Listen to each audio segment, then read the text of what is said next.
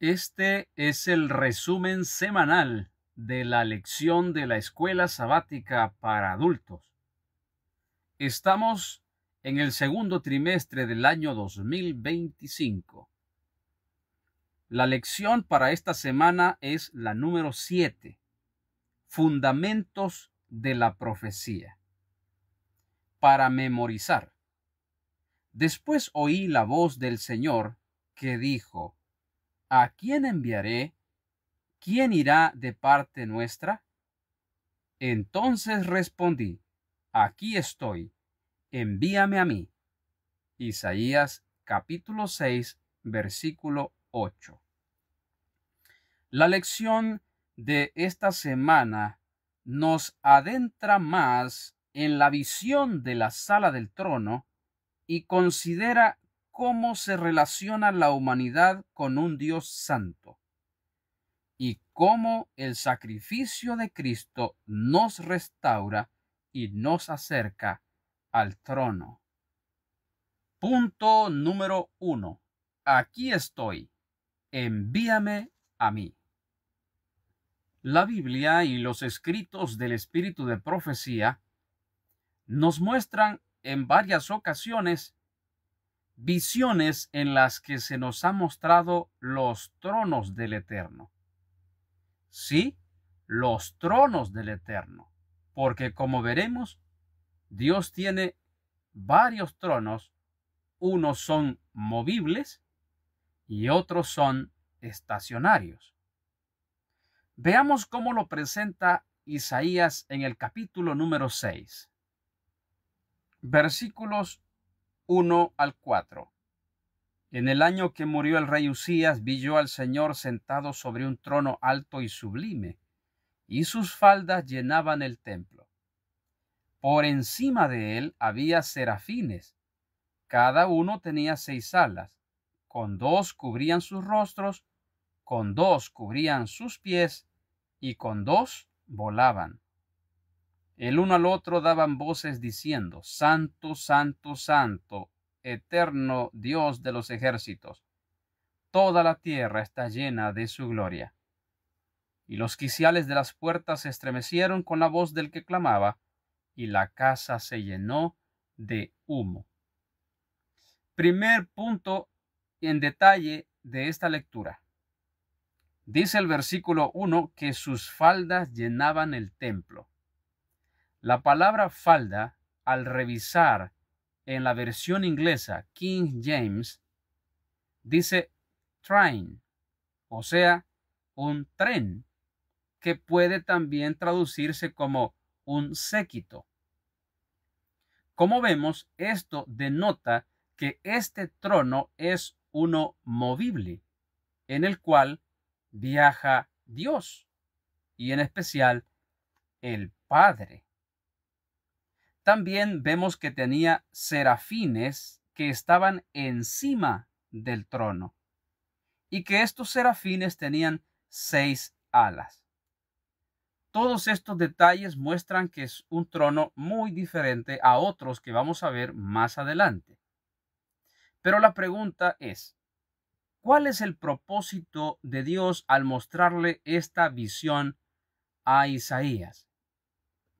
Después de clamar Isaías: ay de mí que soy muerto, porque siendo hombre de labios inmundos y habitando en medio del pueblo que tiene labios inmundos, han visto mis ojos al Rey.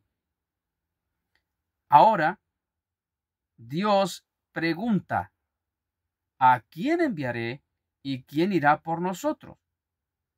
Esta pregunta se hace después que Isaías es tocado con un carbón encendido. Notemos qué interesante.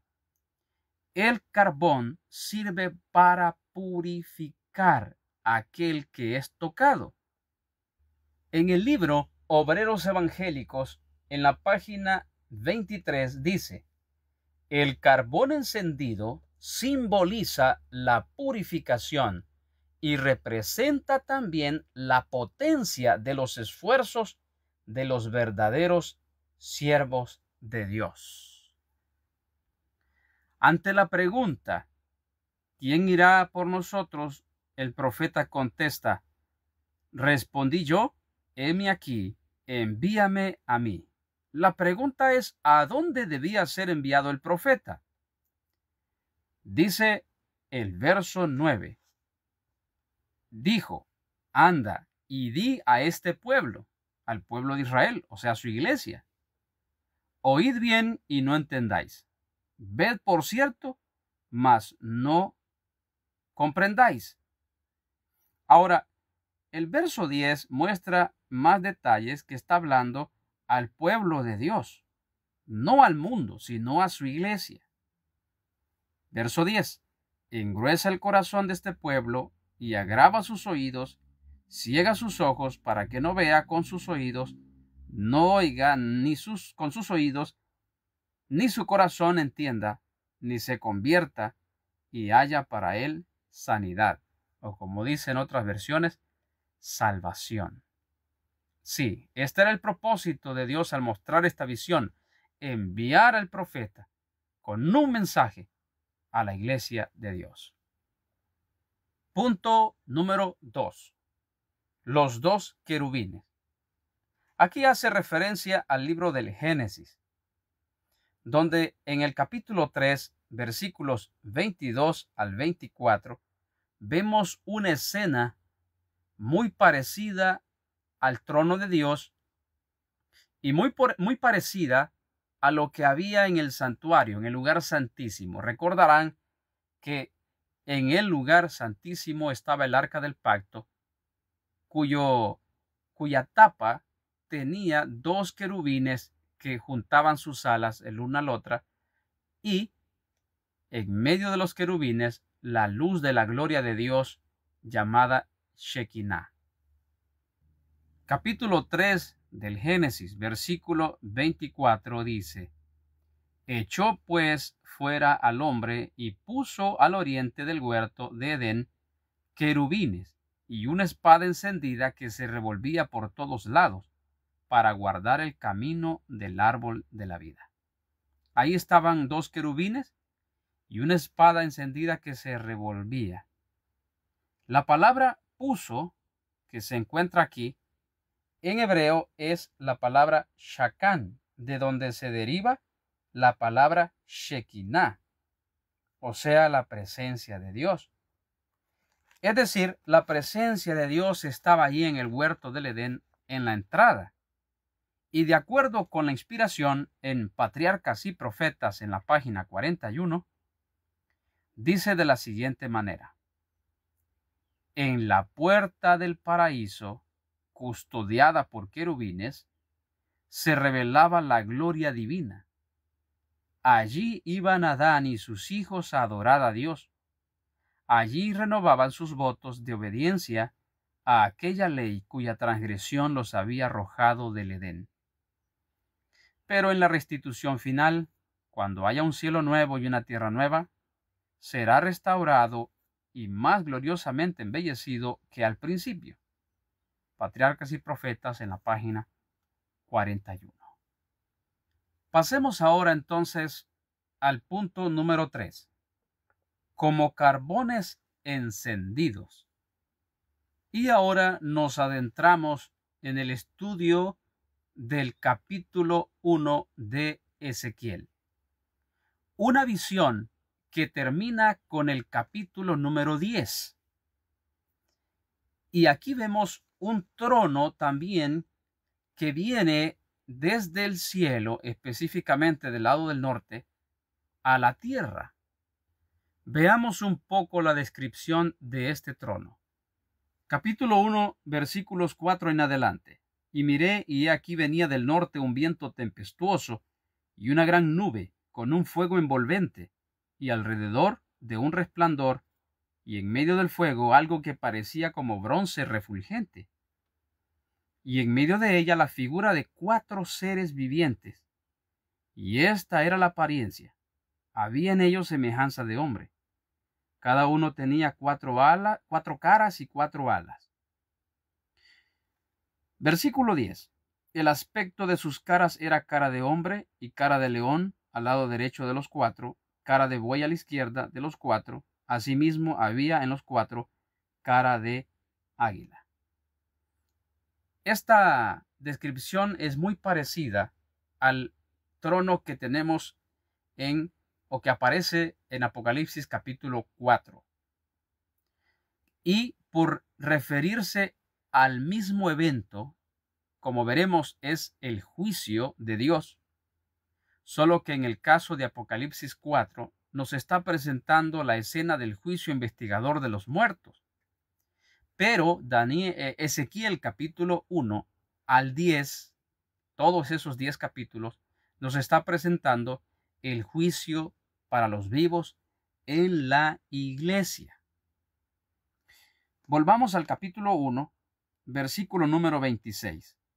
Y sobre la expansión que había sobre sus cabezas, se veía la figura de un trono que parecía de piedra de zafiro, y sobre la figura del trono había una semejanza que parecía de hombre sentado sobre él. Ahí vemos el trono. También vemos en los versículos 15 en adelante, dice: mientras yo miraba a los seres vivientes, he aquí una rueda sobre la tierra, junto a los seres vivientes, a los 4 lados. El aspecto de las ruedas y su obra era semejante al color del crisólito. Y las 4 tenían una misma semejanza. Su apariencia y su obra eran como rueda en medio de rueda. Si habla de ruedas es porque es un carro, o sea, un medio de transporte. ¿Ve? Entonces, en este sentido, este es también un trono movible, no un trono estacionario. ¿Cuál es el propósito de este trono? Los capítulos 2 y 3 del libro de Ezequiel confirman el propósito por el cual este trono vino también. Capítulo 2, versículo 3. Y me dijo: hijo de hombre, yo te envío a los hijos de Israel, a gentes rebeldes que se rebelaron contra mí. Ellos y sus padres se han rebelado contra mí hasta este mismo día. Verso 4. Yo pues te envío a los hijos de duro rostro y de empedernido corazón, y le dirás: así ha dicho el Señor. Como vemos, hermanos, el propósito de esta visión, de este trono movible, es para traer una misión al profeta Ezequiel, que es la misión para nosotros hoy: llevar un mensaje al Israel de hoy, la iglesia de hoy. Y como hemos estudiado, esta visión se extiende hasta el capítulo 10, vemos un recorrido en el capítulo 4 que Dios le pide al profeta que haga un campamento frente a la ciudad, Jerusalén, o sea, una organización frente a otra. En el capítulo 8 se presentan las abominaciones de todos aquellos que se están cometiendo dentro de la iglesia. Y en el capítulo 9 de Ezequiel se presenta una matanza, o sea, el juicio para los vivos en la iglesia. Ezequiel capítulo 9. Sin embargo, este mismo capítulo presenta que un remanente muy poco en número, tan pequeño que Ezequiel no lo podía ver, pero ese remanente que queda después de la matanza tiene una misión especial. Notemos en el capítulo 10, después de la matanza, veamos qué dice el capítulo 10, versículo 2. Y habló al varón vestido de lino y le dijo: entra en medio de las ruedas de debajo de los querubines y llena tus manos de carbones encendidos de entre los querubines y espárcelos sobre la ciudad. Y entró a vista mía. Como podemos notar y como ya leímos en la inspiración, que el carbón encendido simboliza la purificación y también la potencia de los esfuerzos de los verdaderos siervos de Dios, entonces el carbón tiene como propósito purificar a aquellos que quedaron vivos después de la matanza de Ezequiel 9 en la iglesia.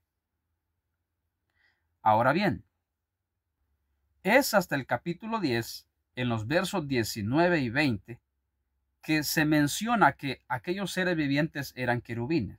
Dice, y alzando los querubines sus alas, se levantaron de la tierra delante de mis ojos. Cuando ellos salieron, también las ruedas se alzaron al lado de ellos y se pararon a la entrada de la puerta oriental de la casa del Eterno, y la gloria del Dios de Israel estaba por encima de ellos. Estos eran los mismos seres vivientes que vi debajo del Dios de Israel junto al río Quebar, y conocí que eran querubines. Leamos ahora en el libro La verdad acerca de los ángeles, página 142. A orillas del río Quebar, Ezequiel contempló un torbellino que parecía venir del norte, una gran nube con un fuego envolvente, y alrededor de él un resplandor, y en medio del fuego algo que parecía como bronce refulgente. Cierto número de ruedas, entrelazadas unas con otras, eran movidas por 4 seres vivientes. Muy alto por encima de estos se veía la figura de un trono que parecía piedra de zafiro, y sobre él, la figura del trono, había una semejanza que parecía de hombre sentado sobre él. Las ruedas eran tan complicadas en su ordenamiento que a primera vista parecían confusas, y sin embargo se movían en armonía perfecta. Seres celestiales sostenidos y guiados por la mano que había debajo de sus alas, impelían aquellas ruedas. Sobre ellos, en el trono de zafiro, estaba el Eterno, y en derredor del trono había un arco iris, emblema de la misericordia divina. Punto número 4. Dios entre su pueblo. Hasta este punto hemos visto cómo Dios ha querido morar entre su pueblo y él mismo le ha buscado. Desde que fue expulsado del jardín del Edén, ahí vemos los querubines y esa espada como simbolizando la gloria divina, la presencia de Dios. Con el paso del tiempo, Dios pidió a su pueblo que le construyeran un santuario para morar en medio de ellos. Y la presencia, la gloria de Dios estaba ahí a través de lo que llamamos la Shekinah. En el tiempo del pueblo de Israel, las tribus acampaban alrededor del santuario, es decir, que el santuario quedaba en medio del campamento. Había tribus principales que guiaban a otras, siendo que eran 12, habían 4 principales que dirigían a otras 3. Vemos en el libro de Números, en el capítulo 2, que el verso 3 muestra que al este dirigía Judá. Y Judá, en su estandarte, según lo enseña alguna tradición, esto no está inspirado, pero se cree así, que Judá tenía la figura de un león. Luego, en Números capítulo 2, versículo 10, lideraba la tribu de Rubén, que según la tradición, su estandarte tenía un rostro humano. En el capítulo 2, versículo 18, lideraba la tribu de Efraín, que tenía la figura de buey. Y por último, según el versículo 25, al norte estaba la tribu de Dan, que tenía como figura un águila. Esto puede arrojar luz, aunque es una tradición, de acuerdo como lo presenta la lección de esta semana, mostrar cómo también aquellos querubines que tenían 4 alas, como las bestias que aparecen en Apocalipsis 4, que tienen la misma forma de sus caras, vemos cómo Dios mora o quiere morar siempre entre nosotros. si nosotros se lo permitimos. Ahora bien, hasta este punto nos preguntamos con respecto al santuario.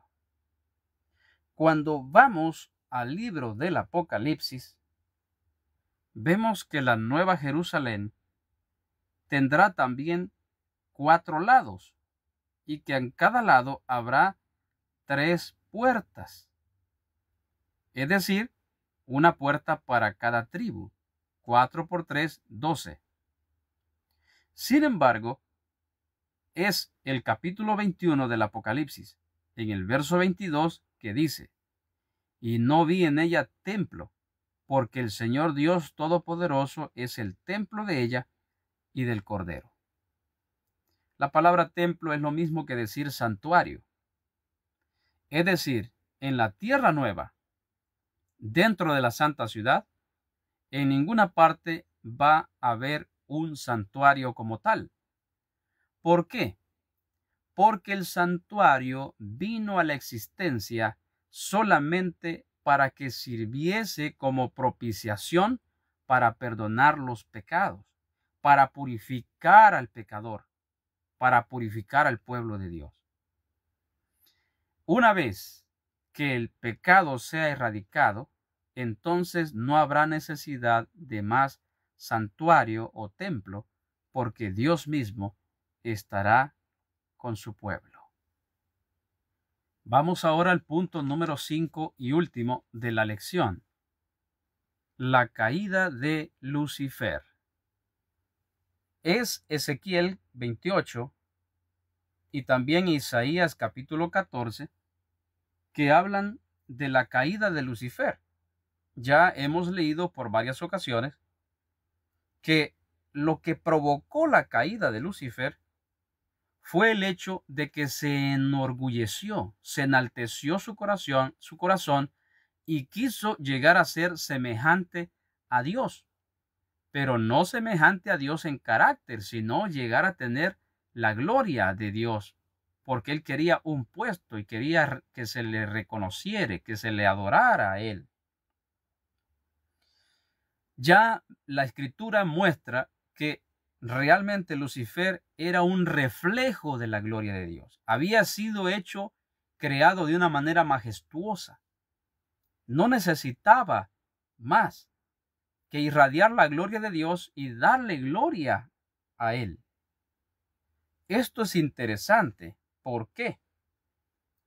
Porque vemos en las escrituras, como leíamos en lecciones pasadas, que el pueblo de Dios al final de los tiempos va a reflejar la gloria de Dios. Esa gloria que se perdió en el Edén, de acuerdo con Romanos 3:23, dice que todos hemos sido pecadores y por lo tanto hemos sido destituidos de la gloria de Dios, pero hemos de reflejar un día su gloria si dejamos que Él amolde nuestro carácter y si llegamos a ser semejantes a Cristo en carácter. En Apocalipsis capítulo 14 aparecen 144,000, o sea, el remanente fiel, reflejando la gloria de Dios al mundo. Es decir, que Dios tendrá un pueblo puro. Por eso es que va a derramar carbones encendidos sobre ellos. Veamos una cita inspirada en Testimonios para la Iglesia, volumen 5, página 75. Pero los días de la purificación de la Iglesia se aproximan velozmente. Dios se propone tener un pueblo puro y leal. Sí, mis hermanos, este pueblo puro y leal irá a todas las naciones a reflejar la gloria de Dios y luego traerán una gran multitud que también serán purificados y reflejarán la gloria de Dios. Y todos estos, los 144,000, la gran multitud y todos los que resuciten para vida eterna, hemos de ser trasladados al cielo. ¿Con qué propósito? Veamos una cita en La verdad acerca de los ángeles en la página 53. Las vacantes que se produjeron en el cielo por la caída de Satanás y sus ángeles serán llenadas por los redimidos del Señor. Sí, mis hermanos, iremos a ocupar en el cielo el lugar que ocuparon Satanás y sus ángeles, quienes se convirtieron en indignos de estar ahí. La gran pregunta ahora es, ¿seremos nosotros dignos de estar en esas moradas? Que Dios nos ayude a hacerlo. Que la paz del cielo sea con todos y que el sol de justicia alumbre nuestras vidas hoy.